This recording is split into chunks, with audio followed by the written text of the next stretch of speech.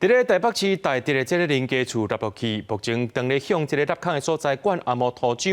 台北市长蒋万安表示讲，目前已经有成立义务律师团协助受灾的民众去法律咨询。一大卡车出入，继续为林家厝外出的受灾地区管阿毛土厂。台北市台北街94项车牌因为基体建设的建案，地属林家厝落落的事故。初步研判原因是建案挖到地下要12公尺的时，无做好基座，挡土的连续吊挡袂掉放落。地属边仔的林家厝落落外出，估计受影响的有7栋。东西完全没有时间收，现在所有大部分的住户。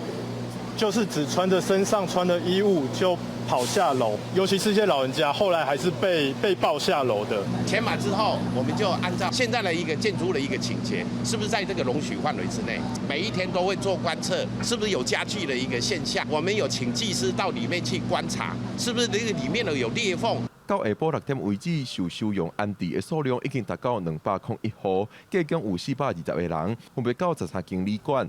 台北市长蒋万安下晡4点多，也第3摆到现场了解状况。造成这摆意外的基体建设到暗时进前，拢无出面对民众提出说明。对此，台北市长蒋万安是表示，若基体建设无负起因应该负的责任，袂允准因伫台北市做任何的工程。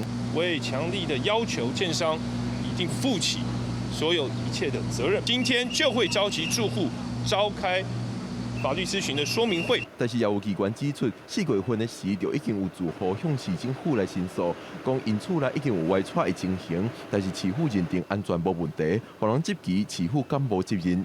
有任何处理不当，我们一定依法追究。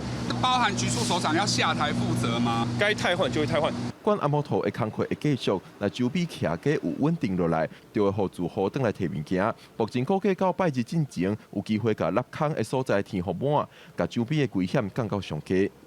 记者郭文社会林正准由台北报道。